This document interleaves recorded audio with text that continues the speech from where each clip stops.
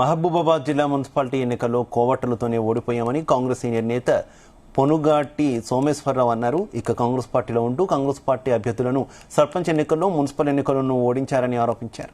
కాంగ్రెస్ అభ్యర్థులను ఓడించడంలో కీలక పాత్ర పోషించామని వాళ్లే అంటున్నారని పేర్కొన్నారు. కాకిరాల హరిప్రసాద్, రామ సహాయం, కిషోర్ రెడ్డి నమ్మించి మోసం చేశారని మండిపడ్డారు.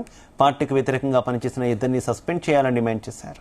ఒక మహిళని కూడా చూడకుండా నా కోసం నిజాయితీగా పనిచేసే కార్యకర్తని నా నుంచి దూరం చేయడానికి నా వ్యక్తిత్వం మీద మచ్చ వేసే విధంగా ఎన్నో నిందారోపణలు చేశారు ఈ నీచులు.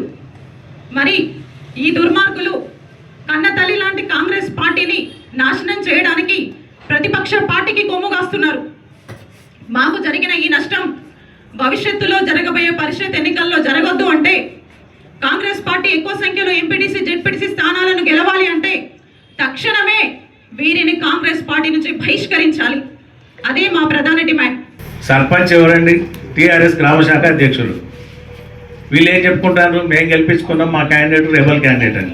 అట్లే ప్రతి దగ్గర కూడా అమ్ముడు పోయి వేరే వాళ్ళకి అమ్ముడు పోయి, అంటే వాళ్ళ ఉద్దేశం ఏంటి అని అంటే కాంగ్రెస్ నాయకత్వాన్ని బలహీనపరచాలి, ఇక్కడ కాంగ్రెస్ పార్టీ అనేది లేకుండా చేయాలనే ఉద్దేశంతో ఇన్ని రోజులు ప్రవర్తించుకుంటూ వస్తున్నారు.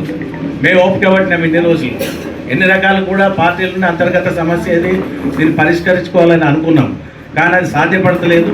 పార్టీ నష్టపోయే కాడికి పోతుంది. ఇక ముందు మాకు ఓపిక లేదు. మా యొక్క ఓటమి ప్రధానమైన కారణమైన వ్యక్తుల పేర్లు సార్ క్లియర్గా చెప్పినారు. వాళ్ళని సస్పెండ్ చేయాలనేది అందరి యొక్క డిమాండ్. ఓడిపోయినటువంటి అభ్యర్థులందరూ కూడా, ఇక్కడ ఓడిపోయినటువంటి 9 మంది అభ్యర్థులు మొత్తం కూడా వీళ్ళు ఓటమిలో ప్రధానమైన పాత్ర వాళ్ళదనే విషయాన్ని మేము అంతకుముందు కూడా చెప్పినాం. పార్టీ ఉపాధ్యక్షురాలు గారికి, ఝాన్సీ రాజిరెడ్డి గారికి చెప్పినాము, ఎమ్మెల్యే గారికి కూడా చెప్పినాం.